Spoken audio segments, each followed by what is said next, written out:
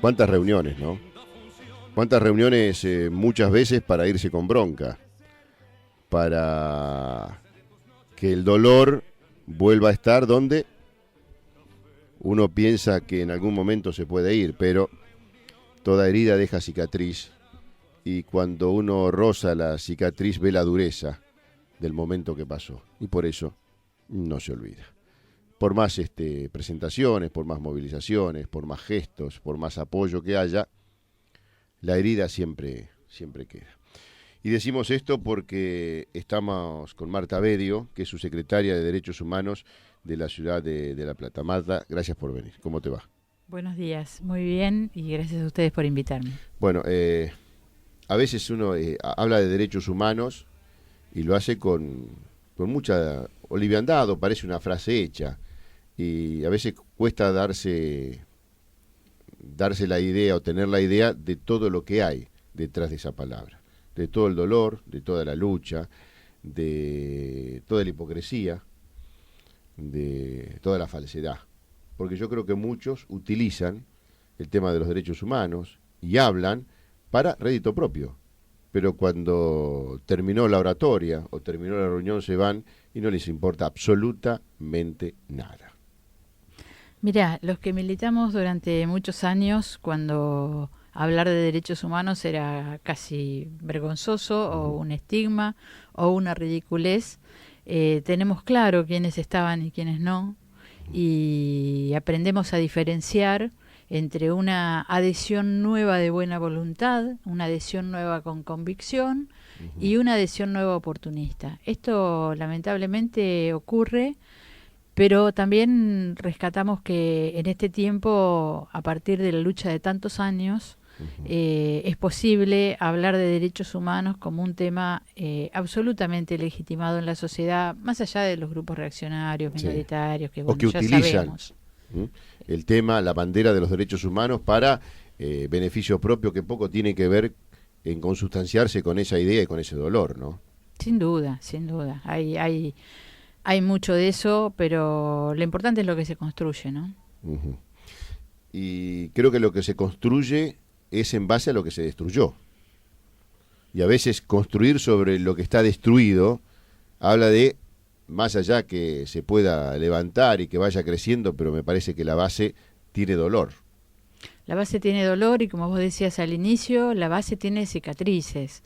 Tiene gente, gente herida, gente muerta, gente desaparecida, gente que ha perdido a sus familiares, a sus amigos, a sus compañeros, gente que ha sostenido la lucha, gente que no ha podido hacerlo. Y hay un gran protagonista, principalísimo, en esta cuestión de cómo se reparan esas heridas. No desaparecen las cicatrices, para nada, al contrario. Las cicatrices, pero puede procurarse que cicatricen sanamente y en forma limpia y dejando un organismo en condiciones de funcionar normalmente de nuevo. El gran protagonista en ese sentido es el Estado, debe serlo. Debe reparar todas las consecuencias de las cosas terribles que ocurrieron en la dictadura y afortunadamente creo que en este momento se está haciendo un gran esfuerzo en ese sentido. Hay, en función del principal reclamo que han llevado históricamente adelante las organizaciones, hay juicio y castigo, aunque la justicia sea lenta, aunque muchas veces no tenga disposición. En ese sentido, nosotros en La Plata un poco como que vivimos en una isla porque hemos avanzado mucho, al contrario de otros lugares del interior del país donde la cosa es muy lenta y muy difícil porque se pelea contra poderes feudales muy fuertes, como el ejemplo de Jujuy, ¿no? Donde Blaquier es la segunda fuerza más poderosa de la provincia y se está peleando contra eso. Hay reconocimiento de lo que fue la militancia de los 70. Hay un cambio de mirada respecto de esa militancia. Ya no son estos, digamos, jóvenes inocentes que nadie sabe por qué se los llevaron, o para ir al tema de la noche de los lápices, un grupo de pibitos que peleaban por tener un boleto secundario. Son militantes políticos, sociales, gremiales, religiosos, militantes. Fueron asesinados por ser militantes, fueron desaparecidos por ser militantes, y eso hoy el Estado lo está diciendo claramente y lo está reconociendo, porque hay que reconocerlo para reconstruir nuestra sociedad. Nos falta una generación, esa generación fue cegada, y la reconstrucción hace apenas 30 años está empezando, y 30 años es nada para recuperar lo que fueron lazos solidarios, creer en lo colectivo como posibilidad, creer en la política como herramienta. Todo eso nos fue arrebatado por la dictadura, y esa expropiación ilegítima de la dictadura fue reforzada en los 90.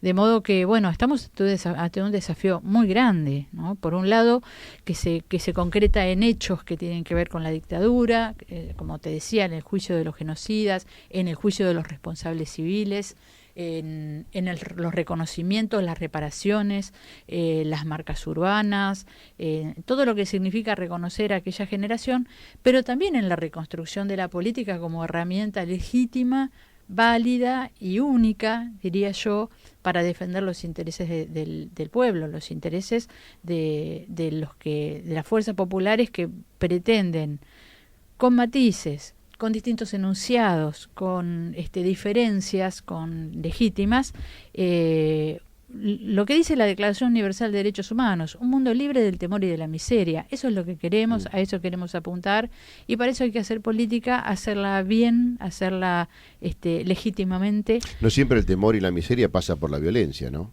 Uno puede tener temor y la violencia no está de por medio. Y puede entrar en la miseria y la violencia ni siquiera se mencionó. Exactamente, la violencia ni siquiera se mencionó, y la miseria es violencia. El que sufre miseria sufre violencia. El abandono es violencia, el deterioro es violencia. La violencia es una circunstancia que está muy presente entre nosotros, mucho más de lo que se habla, porque vos sabés que yo creo, disculpame que te interrumpa, ¿sí? Marta, que a veces reivindicar lo que pasó no alcanza con consustanciarse con los derechos humanos que hoy el ser humano necesita. Porque parece que el hecho de decir reivindicamos, homenaje, placa, ciudadano ilustre y todo, y con eso ya basta. Y yo creo que hoy los derechos humanos necesitan de otra cosa. Los humanos necesitamos de otra cosa. Porque si no hacemos paralelamente al reconocimiento, al homenaje y a la placa una política de vigencia de los derechos humanos, hoy estamos aportando el punto final.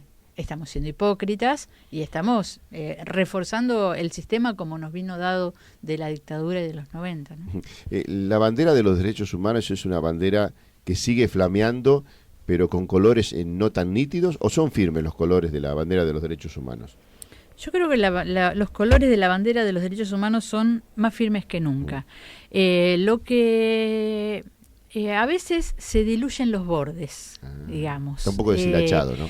Hay que prolijarlo. Se diluyen los colores. Pues eso te decía, no son tan claros los colores. Se diluyen los colores en los bordes, digamos. Hay un núcleo firme, hay un núcleo central que está vinculado determinado de alguna manera por los derechos humanos que están contemplados en la Constitución Nacional, que dice que todo el mundo tiene derecho a la vida y a la integridad física, que dice las cárceles serán sanas y limpias. Buenas declaraciones. Buenas declaraciones, buenos objetivos. Hay un montón de tratados internacionales. Yo soy, no te digo fan de los tratados internacionales, no soy una experta, pero he tenido que estudiar para los temas en los que me ha tocado trabajar. Hay políticas en las que la Constitución nuestra marca estándares que son superiores incluso a los tratados internacionales. Las cárceles serán sanas y limpias para rehabilitación y no para castigo de quienes en ellas estén alojados. Es un estándar que marca una obligación superior a la que marca la Convención Internacional contra la Tortura. Está dicho en la Constitución, está absolutamente incumplido en todo nuestro país. Ahí no hay nadie que pueda levantar la mano y decir a mí me va bárbaro en la cárcel, porque a nadie le va bien. la vida, la salud y la integridad física no implica solo que no te torturen, no implica solo que no te maten, implican que puedas tener una vida digna, o sea, un trabajo, una vivienda, una familia en la que vivir en paz. En todo eso hay mucho que reconstruir y todo eso es derechos humanos y de todo eso no hay duda que son derechos humanos. Marta, uno se queda a veces o le hacen creer que los derechos humanos pasan solamente por que aquel que está en la cárcel no sea torturado, como bien decías vos, que trate de ser reinsertado en la sociedad porque es un ser humano y tiene el derecho de hacerlo, y muchos dicen, pero en mis derechos, ¿quién piensan? No puedo salir, me mataron un hijo, es menor y me asaltó, me golpeó, me lastimó o me mató, no puedo salir a la calle, me secuestraron, para llegar a mi casa tengo que mirar para todos lados, no saber si me bajo, abro el portón o no, porque seguramente me van a asaltar, me pueden matar, y después lo que se preocupan es para que el que está en la cárcel esté bien. ¿Qué le decimos a esa gente? Yo te digo la frase que vos no vas a decir, pero que está en la calle, y es: los de los derechos humanos defienden a los delincuentes, defienden los derechos de los delincuentes. ¿Y los míos qué? Eso es un concepto sembrado, es un concepto sembrado con mucha mala intención, con mucha intención de deslegitimar la lucha por los derechos humanos. Y que en verdad, cuando uno se sienta a discutirlo mano a mano con el que hace ese planteo, finalmente llegamos a entendernos. ¿No es un reclamo eso, ante una necesidad? Es un reclamo ante una necesidad, y es una necesidad que existe. En mi opinión, un poco agrandada mediáticamente, pero es una necesidad que existe. Acá sabemos que según la necesidad es cómo se potencian las distintas circunstancias, ¿no? A veces se le da prioridad a un hecho que no sabemos por qué se le damos tanta importancia, y por otro lado, cuando quisimos acordar, nos saquearon. Por no decir otra cosa, sí. ¿No? Nos rompieron el alma. Sí, sí. Me parece que un interrogante importante en el marco de esta discusión que vos planteás y que existe es ¿para qué sirve la cárcel hoy? ¿No? El reclamo que está en la calle instalado y que lo escuchamos en estas movilizaciones de los últimos días, que habla de la inseguridad, es un reclamo que, como el que llevó a cabo el ingeniero Bloomberg o no ingeniero Bloomberg, no me acuerdo ahora, hace unos años, pide mano dura con la delincuencia. Y es comprensible a partir de la bronca, del dolor, de la impotencia, del miedo, de las cosas que a uno le pasan cuando es víctima de un delito. Pero que uno no le va a pedir a la víctima reflexión en ese momento, obviamente, pero quienes tenemos la obligación de reflexionar, sí lo podemos hacer, y decimos, yo digo, ¿para qué sirve la cárcel hoy? ¿Qué genera la cárcel hoy? ¿Política de mano dura para qué? Para que esa persona que cometió un delito, te pongo un ejemplo, ¿no? Un pibe de 12 años, sin vínculos familiares en la calle, comienza con el pequeño delito, sigue, avanza, a los 18 es mayor de edad, comete un delito y cae preso. Tiene una gran trayectoria. Va preso. ¿Qué va a pasar con ese chico en la cárcel? Va a potenciar sus saberes, va a adquirir nuevos y mejores saberes para continuar haciéndolo cuando salga lo que venía haciendo antes. Entonces, la mano dura es una solución, es una solución de cortísimo alcance que al mediano plazo empeora la situación. Entonces, pensamos en políticas sociales, pensamos en ir de a poco, porque no se puede hacer de un día para otro, remediando ese tremendo deterioro de los vínculos familiares, sociales, laborales que hemos sufrido durante tantos años. Y en este punto quiero señalar la perversidad de quienes asocian pobreza con delincuencia, como lo hizo ayer en sus declaraciones Mauricio Macri. Yo creo que la pobreza también está relacionada con la dignidad. La pobreza está relacionada con la dignidad y la delincuencia está relacionada con el deterioro, con el abandono del Estado. En cualquier clase social. En cualquier clase social está relacionada con el deterioro de valores, con el deterioro de redes de solidaridad. Digo, hay muchas cosas que decir en este sentido, pero me parece que son fruto de la reflexión de que tenemos, quienes estamos en alguna responsabilidad de gobierno, que tener la capacidad de transmitir estas cosas que queremos decir, lo cual es muy difícil porque nos enfrentamos a veces a grandes polos mediáticos que están interesados en difundir otros discursos. Yo tengo vecinos, amigos, compañeros de trabajo, mi suegra, qué sé yo, que tienen miedo porque leen el diario. Nunca les pasó nada, ni a ellos ni a su gente cercana, pero leen el diario, miran la tele y tienen miedo de que les pase cualquier cosa por la calle a ellos o a su familia. Pero sí, claro que es lógico, pero además hay una intención clara de sembrarlo y de agrandarlo y de darle una dimensión que yo creo que no tiene, porque yo leo el diario todos los días y cuento los delitos. Y verdaderamente la dimensión delictiva que hay en una ciudad como La Plata con 750.000 habitantes es menor. Pero esos delitos existen, lo que se publica, porque no creo que sean inventados. Y hay muchos que no se denuncian también, Marta. Sí. Porque dice, ¿para qué voy a denunciar? No me dan pelota y después seguramente toman represalias conmigo.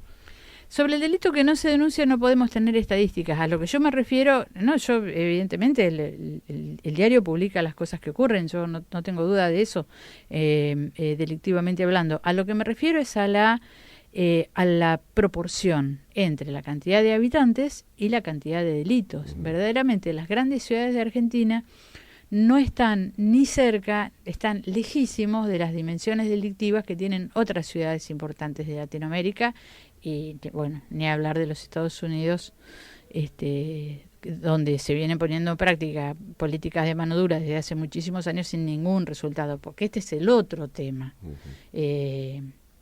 No hay ningún sustento, ningún estudio social que respalde con resultados una política de mano dura, sino todo lo contrario. Entonces, creo que hay que reflexionar, hay que difundir, hay que ayudar a comprender estas realidades. Y hay que también desarmar algunos preconceptos instalados en la sociedad, o algunos deseos de no ver instalados en la sociedad. Porque una vez que esa persona al que yo tildo de delincuente, pero que en verdad es inocente hasta que no sea juzgado, desaparece detrás de los muros de la cárcel, me olvidé. Y no me voy a acordar de él hasta que salga y sea un reincidente. Y entonces voy a decir, son reincidentes, tienen que vivir en la cárcel. No, preocupémonos de que en las cárceles haya un tratamiento carcelario, que haya una acción sobre la persona y que esa acción sobre la persona se desarrolle en un proceso que culmine con una salida laboral, con una capacitación, ¿no? Digo, hay cosas que se están haciendo en este sentido. Ahí tiene que haber una preparación profesional que creo, está bien, hay que comenzarlo en algún momento, ¿no? Porque el policía, más allá de que en algunos casos esté preparado para reprimir, para que no ocurra, para tomar parte en el asunto cuando la cuestión social se complica, me parece que el tema de la prevención es fundamental. Pasa por una cuestión de educación, pasa por una cuestión de preparación de la sociedad y de la policía o de los organismos de seguridad, porque si nosotros estamos hablando de lo que pasa y qué hacer con lo que pasó, me parece que es más importante pensar qué hacer para que no pase. Porque después en algún momento se dice una sensación de seguridad y yo creo que muchas veces no se le da realmente la importancia, o porque se lo pretende acomodar políticamente, se ubica el tema de la inseguridad en un lugar donde me parece que no se le da la importancia que realmente te tiene que tener, más allá de la reinserción, más allá del cambio de trato en las cárceles. Me parece que en determinado momento hay que tomar cartas en el asunto, porque una cuestión de educación y una cuestión social puede llevar muchísimos años para cambiar una estructura y una idiosincrasia, una manera de pensar y una manera de actuar, puede llevar muchísimo tiempo. En algún momento hay que empezar, de eso yo no tengo ninguna duda, pero me parece que también algo más hay que hacer. Hay que brindar una confianza, una seguridad que hoy por hoy La gente no tiene, más allá de que sea una cuestión de los diarios, de la difusión de los medios, de agrandar las cuestiones. Yo creo que hoy por hoy la gente no tiene esa confianza. El otro día, sin ir más lejos, en Uni61, a las 3 de la tarde, una persona que yo conozco iba caminando, la agarraron del cuello, le sacaron el celular y se fueron. Alguien dice, no, mira, si vos te metes, sí, ahí es peligroso porque es de noche, porque, qué sé yo, puede pasar un montón. Resulta que hoy por hoy puede pasar en cualquier lado. Y antes veíamos un niño de 12 años y que le dábamos un caramelo. Hoy, desgraciadamente, vemos a alguien de 12, 13, 14 años y nuestra naturaleza nos lleva a protegerlo, a decirle algo. Pero después a lo mejor nos llevamos una sorpresa. Y yo no estoy en detrimento de lo que es la infancia, de dejarla de lado, de menoscabarla y de encauzarlo como delincuentes. No. Yo creo que hay que ayudarlos. Pero también sé que eso es muy difícil. Desde tu punto de vista, ¿de qué manera se puede comenzar y se puede sumar el hecho de reinsertar, de cambiar la cultura, de cambiar la preparación, pero a su vez de tratar de que estas cosas no ocurran, o ocurran lo menos posible? ¿Se pueden, no sé si me explico, compatibilizar las dos cosas? Perfectamente, sí, creo que sí, se pueden compatibilizar. Me parece que hay 2 o 3 temas en todo esto que vos has dicho que hay que rescatar y que tienen que ver con ejes de política pública. En cuanto a los chicos, a los niños y niñas, hasta 18 años, lo que está hecho y muy bien hecho es el sistema normativo. Es decir, las normas existen, pero a esas normas hay que rellenarlas, digamos, con política pública, lo cual significa aplicar recursos. Hay que aplicar muchos recursos a la infancia porque niñez, este sistema tal cual está concebido y fue sancionado, es caro. ¿Recursos implica infraestructura? Dinero, sí, infraestructura y personal. Todos los municipios de la provincia de Buenos Aires tendrían que tener servicios locales funcionando, como tiene la Municipalidad de La Plata, que tiene 7 servicios locales para abordar a los chicos en situación de vulnerabilidad, que no alcanzan, que ojalá podamos tener más, pero bueno, pero tenemos una buena cantidad. Los servicios zonales que dependen de la provincia tendrían que también tener una disponibilidad de recursos suficiente para dar respuesta a todos los problemas de estos chicos. ¿Y qué significa dar respuesta?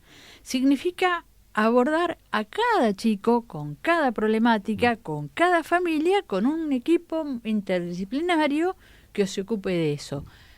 ¿Es dinero? Hay que hacerlo, porque esta es la seguridad de hoy y de mañana en nuestra sociedad. Marta, por un lado, perdóname, pero dale. Vos me planteaste un tema muy complejo y yo tengo varias cosas que rescatar de tu participación. Por otro lado, vos dijiste las herramientas con las que cuenta la policía.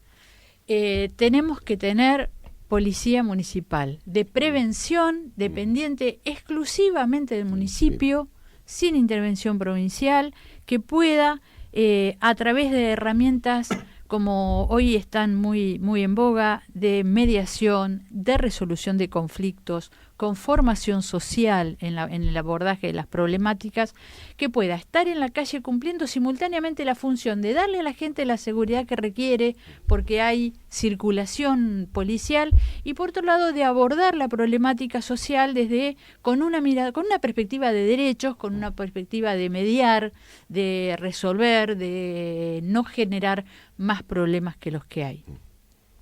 Y por otro lado, bueno, el tema de la política carcelaria también necesita recursos, también necesita equipos interdisciplinarios.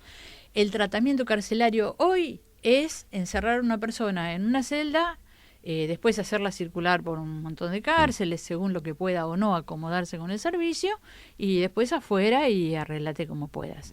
Entonces, hablamos de políticas públicas, hablamos de recursos, estamos en un momento difícil, de recursos escasos, entonces, bueno, hay que pensar las prioridades, cuáles son las prioridades, pero hay cosas que se pueden hacer, muchas cosas que se pueden hacer para ir mejorando y no tener que elegir entre las demandas. No hay por qué elegir entre la demanda de quienes hacemos los militantes o dirigentes o funcionarios de derechos humanos y la demanda que hacen otras personas que están preocupadas por el tema de la seguridad. No hay que elegir, se pueden establecer políticas públicas que puedan dar solución a todas las preguntas. Siempre las antinomias que le hicieron muy mal a la República Argentina, ¿no? Exactamente. O sos peronista o sos radical.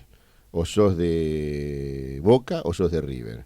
O te gusta Menotti o te gusta Bilardo. O sos de Cristina o sos de la Cacerola. Exactamente. Yo creo que el equilibrio, que es algo que tendría que ser un común denominador en el ser humano, políticamente es lo más difícil. Y eso que los políticos son seres humanos. El tema de los derechos humanos, más allá de las distintas comisiones, subcomisiones, lo que sea, que están abocadas a tratar este tema y aportar ayuda y hacer entender cuál es la situación. Políticamente, ¿hay sinceridad cuando se habla de los derechos humanos o se utiliza a los derechos humanos según la conveniencia política? Yo creo que de todo. Es muy difícil evaluar la sinceridad de un discurso. Yo creo que la sinceridad de un discurso se evalúa en los hechos. Por eso, uno puede decir, pero hay que ver la conducta después. Claro. A ver, digamos, el gobierno nacional asume haciendo una referencia muy clara a los derechos humanos, dijo Néstor Kirchner, yo soy hijo de las madres y las abuelas de Plaza de Mayo, y acto seguido generó que el Congreso de la Nación anulara las leyes de punto final y de obediencia debida. Entonces esto se dice, bueno, el tipo no se montó, claro, no se montó en un discurso para juntar unos votos y después echó al agua sus palabras. No, lo hizo y lo impulsó. A veces faltan cosas, a veces faltan recursos, a veces falta decisión, pero bueno, eso está, en ese camino está. Ahora, es indudable, como vos bien lo decís, que hoy el tema de los derechos humanos tiene una legitimidad tal que muchas veces es posible y ocurre que haya personas que intente darle a sus acciones o aparte de su gestión de gobierno un barniz de derechos humanos, porque es un aspecto que también tiene que estar cubierto, ¿no? Bueno, eso ocurre, es muy difícil que combatirlo, e incluso no sé si es necesario combatirlo, porque la verdad que algo hacen, al menos algo hacen, mientras no sea en contra.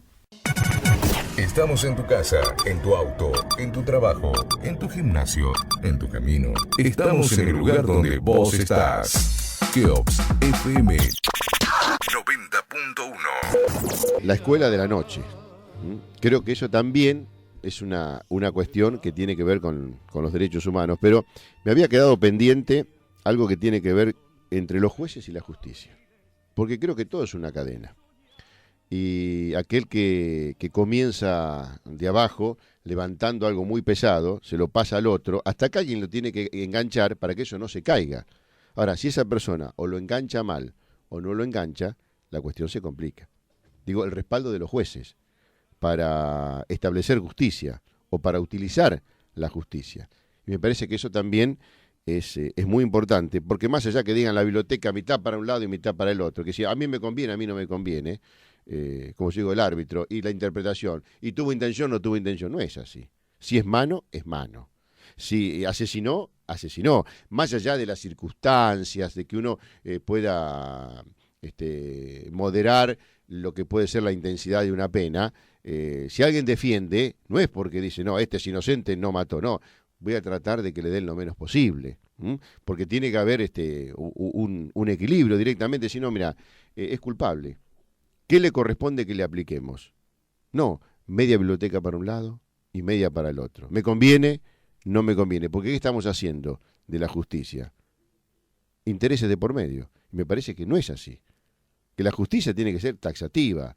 Esto es así, así y así. La pena es esta o esto no da y esta pena no se puede aplicar porque acá lo dice y está establecido. Yo me parece que se maneja mucho, se juega mucho, se hace mucho malabarismo para que después uno no entienda prácticamente nada. Hay dos cuestiones, me parece, en esto que vos planteás. Una tiene que ver con el tema específicamente procesal, que es cómo está armado el proceso judicial. Nosotros en Provincia de Buenos Aires tenemos un proceso judicial que se llama proceso adversarial, ¿no? Donde hay dos partes que discuten entre sí y hay un juez que las escucha y después resuelve. La obligación de esas dos partes es defender el interés de la parte que representan. Esto es así, y yo he litigado y he defendido a rajatabla el interés de la parte que represento. Como defensora, particularmente, procurando que la justicia, o el Poder Judicial, mejor dicho, para poner las cosas en su justo término, que el Poder Judicial cumpla con todos los pasos que tiene que cumplir antes de condenar a alguien. Y el fiscal, por su lado, o el particular damnificado o querellante, rol en el que también me ha tocado estar, hace exactamente lo mismo, procurar que utilizar todos los recursos de la justicia para que se llegue a la sentencia que se tiene que llegar, a la condena que se tiene que llegar o no. Esto es una cosa, digamos, formal, desde lo formal o desde cómo está escrito. Y el rol del juez es el de decir, bueno, esto es lo que las partes me han traído y lo que yo puedo hacer con esto que me han traído, y después está en su capacidad, en su honestidad y en su posición, qué es lo que va a hacer con eso. Ahora, hay mucho debate en torno al rol de los jueces. Hoy hay mucho debate ideológico, hay mucho debate que se denomina ideológico y no lo es, porque, en mi opinión, un juez tiene que tener una postura, a ver, ¿cómo decirlo? Una convicción democrática probada. Y probada no solo en su discurso, sino en sus antecedentes y en sus sentencias. Y eso debería ser condición sine qua non para ser juez. No podrías ser juez si vos no estás dispuesto a, en tus hechos, en tus sentencias, respetar a rajatabla la Constitución Nacional tal como viene dicho. Yo creo en una sociedad con reglas. Yo no soy partidaria de viva la Pepa, de bueno, de... Y es así, no sé, ¿qué vas a hacer? Y es así, ¿qué vas a hacer? Y ya estaba, y bueno, ¿y qué va a hacer? No soy partidaria de eso. Soy partidaria de una sociedad que defina por sí misma, que a través de sus parlamentos, parlamentos que además pueden ampliar el debate, como se ha hecho últimamente con audiencias públicas, por ejemplo el caso de la Policía Judicial, que se discutió en toda la provincia, bueno, pero que la sociedad por sí misma fije sus reglas y después las cumpla. Y esto es como empezar de cero en Argentina, ¿no? Porque la dictadura arrasó con todas las reglas, arrasó con todas, hizo leyes, hizo un sistema formal y un sistema clandestino que pasó por encima de todas las leyes, de todas las normas, de todos los derechos. Y después tenemos el tema de la corrupción, donde vemos que fue muy difícil en Argentina. El único preso de la época más corrupta de la Argentina después de la dictadura, que fueron los 90, fue Menem, que se pasó unos meses en una quinta, panza arriba al sol, jugando al tenis, y se terminó la historieta. Entonces, que haya reglas y que las reglas se cumplan. Que todo eso se desarrolle con respeto de los derechos de cada uno, pero que las reglas sean claras y se cumplan. Si no, no se puede construir una sociedad. Marta, ¿a partir de dónde o a partir de qué comienza a cuestionarse la honorabilidad de un juez? Si es que se cuestiona. En la elección, en el proceder, porque dice, che, se equivocó, es un ser humano, se puede equivocar. No, ¿sabes qué pasa? Pero a él le conviene por eso lo hizo. ¿A partir de cuándo, de dónde se puede cuestionar una honorabilidad de un juez? Hay que comenzar con el proceso de selección. El proceso de selección de los jueces es un punto clave en la vigencia de las instituciones, del que se habla muy poco, porque bueno, no es un tema fácil de instalar, pero hay que entender la importancia que tiene para la vigencia del sistema democrático. Un juez tiene no solo que dar un examen en el que demuestre su capacidad y su idoneidad, sino también su aptitud para conducir personal, esto es muy importante porque después tenemos jueces que dictan unas sentencias maravillosas y tienen a sus empleados en situaciones de violencia laboral realmente lamentables y patéticas. Eso yo, además, soy abogada del gremio judicial en la provincia de Buenos Aires, así que conozco esta realidad muy de cerca. También en sus convicciones democráticas. El proceso de selección es fundamental.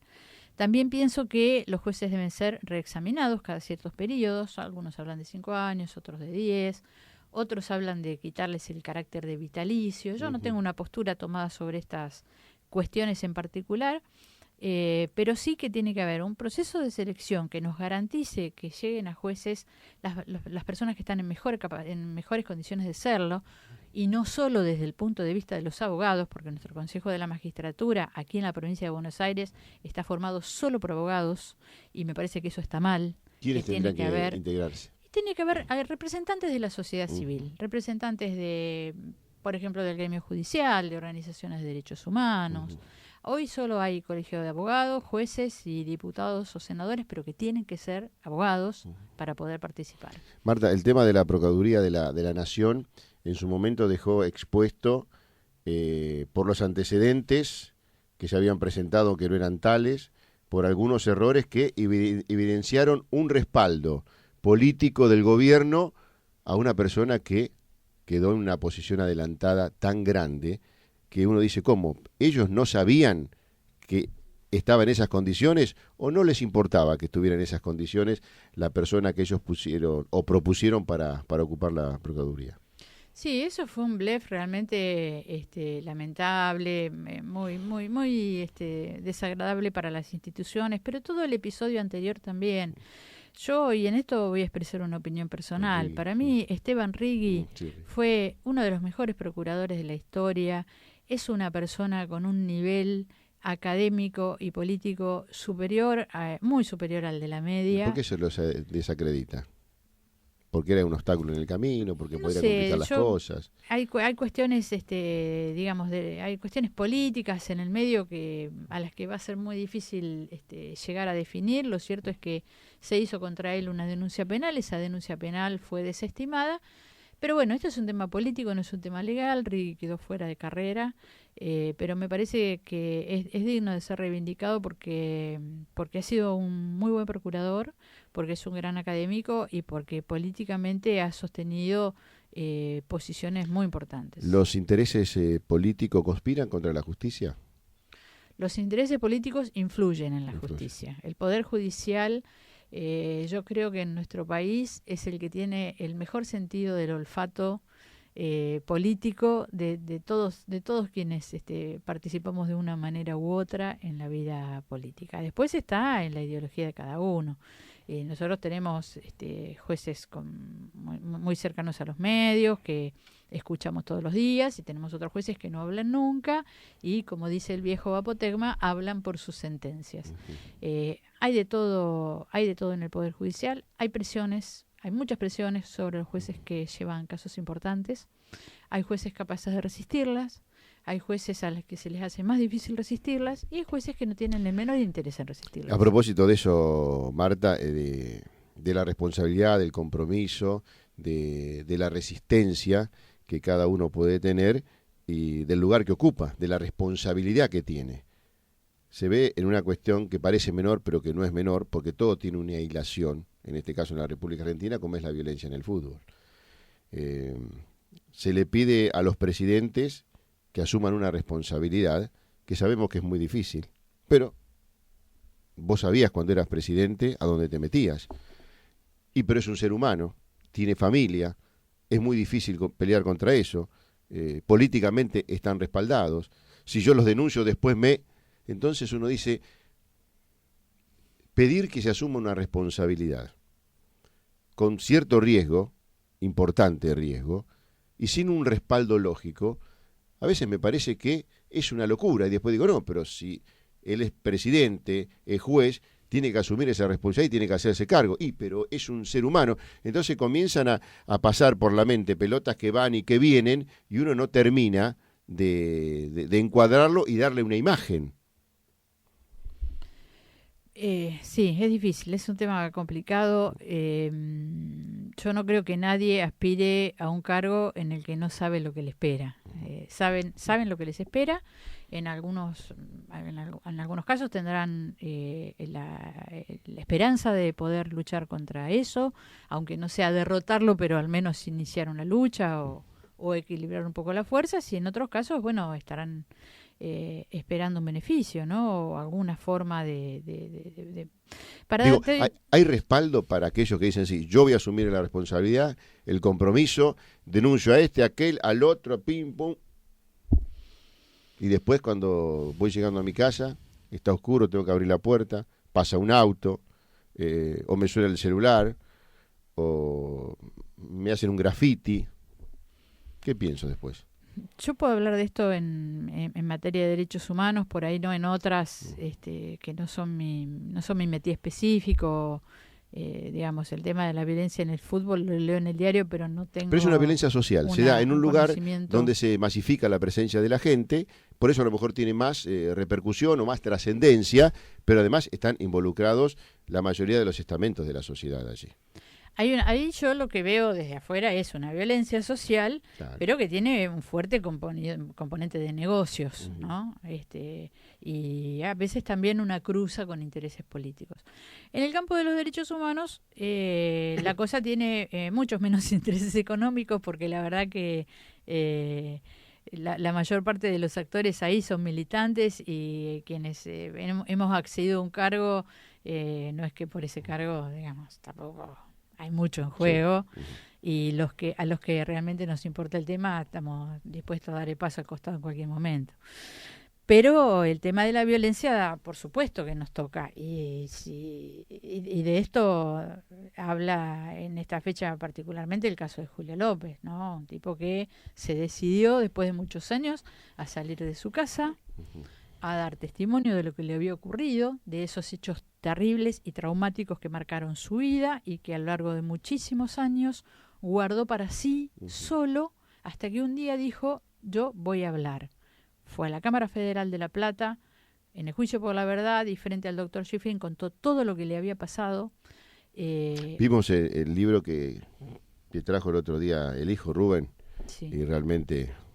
es escalofriante lo que vimos, cómo él desde su lugar de detención trataba de reflejar lo que veía, lo que pasaba. Te digo la verdad, realmente yo nunca lo había visto y te puedo asegurar que sentías escalofrío al ver todo eso. Muestra los procesos internos de la persona que ha sido víctima de estos delitos tan aberrantes, y que además ha debido guardar silencio sobre ellos durante mucho tiempo, porque hay muchos compañeros que desde el primer momento o de fines de la dictadura han salido a hablar y a denunciar, y en ese hablar, en esa denuncia, han podido correrse del lugar de víctimas, pasar al de denunciantes y procesar de alguna manera aquello que les ocurrió, y además, bueno, brindar testimonios que han sido y son tan importantes hoy. Y hay otras personas que no han podido salir a hablar en un primer momento y que guardan, que es lo que le pasó a Julio López. Julio López da su primera declaración, creo que en el 99 o en el 2000. Entonces, todo ese tiempo, del 77 al 2000, guardando todo eso dentro de sí. Pero hablábamos de la violencia, ¿no? De cómo funciona este tema de la violencia social. La desaparición de López es un golpe muy fuerte, es una advertencia que nos hacen, una advertencia concretamente, diciendo, estamos ahí, claro, estamos es como agazapados. Que lo que pasó y se pensó que ya no estaba, pasó, pero sigue estando. Tenemos la capacidad y la logística para hacer desaparecer a una persona, y hoy, 6 años después, nadie sabe nada de él, ¿no? Eso es una advertencia muy fuerte. Es una cuestión hasta un poquito rara. Me parece que es un caso... que uno lo analice donde lo analice, no cierra. Son cuestiones raras, porque no puede ser que no se sepa absolutamente nada, que no se haya encontrado, que es como si se lo tragó la tierra, pero en algún lugar tiene que estar, y no es que hay una semana para buscar, no, mucho tiempo. algunas declaraciones, algunos testimonios que ayudan, otros que no. Bueno, pero ahí está la capacidad, para eso están elegidos, ocupan un cargo, para tratar de esclarecer este tipo de hechos, ¿no? Y como uno comienza y bueno, y sí, qué sé yo, como diciendo, y bueno, mirá, no sé, y no lo van a encontrar, y ya es como que te resignás a que no lo encuentran, a que algo que pasó y que queda después como un párrafo en la historia argentina, alguien que fue secuestrado, fue torturado, que después dio declaraciones y que en un momento desapareció, que sirvió para condenar a Chocolate y después no sabemos dónde está. Y una vez se necesita una explicación. Uno necesita una explicación. La familia de López necesita una explicación, no solo necesita, tiene derecho a ella. Quienes lo acompañaron como querellantes, los organismos que lo apoyaron y que lo buscaron siempre. Ese pedido de explicación va a estar en la calle el martes a las 5 de la tarde, como todos los 18 de septiembre en Plaza Moreno, hasta que se sepa qué pasó con López. Cuando yo te decía, lo de López es un mensaje claro que nos está diciendo, tenemos la logística para hacer desaparecer un tipo y que no lo encuentre nunca más. Digo, no es... Tenemos un grupo de personas dispuestas, unos cuantos autos, un lugar donde guardarlo y después sacarlo y llevarlo quién sabe dónde, sino que esa logística incluye sectores del aparato represivo que siguen funcionando, bolsones dentro de las fuerzas de seguridad, dentro del Poder Judicial, digamos, una red de complicidades más o menos como la que funcionó con el caso de Andrés Núñez, que finalmente terminó destapándose muchísimos años después, porque una persona se quebró y se supo dónde están los restos, entonces ahí se empezó a tirar de la cabos hasta que se llegó. Hasta que se llegó, se hizo un juicio, se condenó, hay prófugos, hace unos días atraparon un prófugo en Bariloche, lo atraparon por error, porque buscaban un represor de la dictadura con un apellido parecido, y resultó que era Ponce. O sea, se puso un apellido de alguien que era buscado. Sí, no hagamos Villalba, adjetivos era, porque no hay Peralta. Peralta. Sí, no pongamos adjetivos porque ninguno es radialmente correcto. Sí, no. Pero bueno, lo trasladaron, ayer lo indagaron y está preso, y nosotros vamos a estar acompañando a la familia de Andrés Núñez como particulares damnificados en el juicio que se le haga a este compañero. Porque a Mirna en el juicio anterior la patrocinó el doctor Eduardo Ortel, que lamentablemente falleció hace unos meses, así que bueno, se quedó sin abogados y la vamos a acompañar nosotros. Bueno, el mensaje, esto de estamos ahí y qué pasa con la violencia, cómo se protege a la gente. Hay una frase en la convocatoria que hace Hijos este año que es muy interesante, dice: a la víbora no se la combate pisándole la cola, sino cortándole la cabeza, ¿no? Entonces tiene que redoblarse los esfuerzos por encarcelar a todos los genocidas como primer paso, cárcel de verdad, no su casa donde reciben a todos sus amigos y dan cursillos de formación represiva a los más jóvenes, y además investigación seria sobre dónde están estos bolsones que le dan la logística y apoyo para hacer las cosas que hacen. Marta, estamos llegando al final y hay otro tema que no podía dejar pasar por alto, que es el tema de la noche de los lápices. Vos habías dicho que en su momento se dijo que eran estudiantes que bregaban por el boleto secundario, pero que en realidad eran militantes, militantes que querían imponer ideas en un momento muy difícil de la República Argentina, y ya pasaron 36 años. Así es, pasaron 36 años de la Noche de los Lápices, donde se llevaron a estos jóvenes militantes que tuvieron al boleto secundario como eje, eligieron ese eje como convocante, que en el medio de una dictadura aparecía como un eje legítimo, digamos, que quién va a decir que es el boleto secundario. Pero bueno, cada uno de ellos tenía su militancia, sus convicciones políticas, formaban parte, eran los más pequeños de una generación que quiso cambiar el país, y todavía estamos esperando para ellos verdad y justicia. Justicia vamos a tener porque todos ellos son casos en el juicio de Circuito Camps, que está cerca de su sentencia. Falta algunas audiencias más de esta etapa, luego vendrán los alegatos. y vamos a tener sentencia donde todos los chicos que estuvieron en Arana y en la Brigada de Investigaciones van a recibir una parte al menos de la justicia que merecen. No tenemos verdad porque no los han encontrado todavía.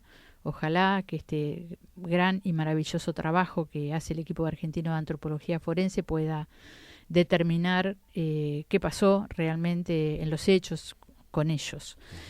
Mañana vamos a conmemorar el 16 de septiembre, la Noche de los Lápices, colocando una marca de nuestra serie Baldosas Blancas por la Memoria, la Verdad y la Justicia, que el municipio está colocando en cada lugar donde secuestraron o asesinaron a un compañero, en la casa donde se llevaron a Miguel, que es la casa de su familia, en calle 17, entre 75 y 76, a las 11 de la mañana. Dije se llevaron a Miguel y cometí un error porque Miguel está con nosotros, a quien se llevaron es a su hermano Panchito, Francisco López Montaner. Y después a la tarde, a las 5 de la tarde, nos vamos a encontrar en el Club Aconcagua con las Madres de Plaza de Mayo, que también hacen su recordación de esta fecha, y que convocan, por supuesto, como siempre ha ocurrido, a toda la sociedad a acompañarlas y compartir con ellas una tarde que tiene más que ver con lo cultural, con el rescate de la Orquesta Escuela de Berizo, de todo este tipo, las abuelas cuentacuentos, todo este tipo de actividades que realmente son muy interesantes. Así que en esto estaremos mañana y el resto de la semana participando de todas las actividades como lo hemos hecho la semana pasada. Marta, agradecerte la presencia, agradecerte que los derechos humanos sean una prioridad. Pedirte disculpas por el tiempo, porque tenías algún compromiso, pero de este tema podemos estar hablando mucho. Lo más importante es lo que se hace, más allá de lo que podamos hablar, y creo que eso es fundamental. Te queremos agradecer, siempre va a haber un espacio aquí en Keops FM, no importa en la programación, en el nuestro, en el de Claudio, para contarle a la gente o para que la gente cuente también, porque yo creo que escuchar a la gente es muy importante, para ser más gente y hacerle mejor a la gente. Y aunque parezca redundante, me parece que tiene un sentido muy social y muy humano. Muchas gracias. No, al contrario. Marta Bedio, su secretaria de Derechos Humanos de la Ciudad de La Plata, compartió un café té de por medio con nosotros.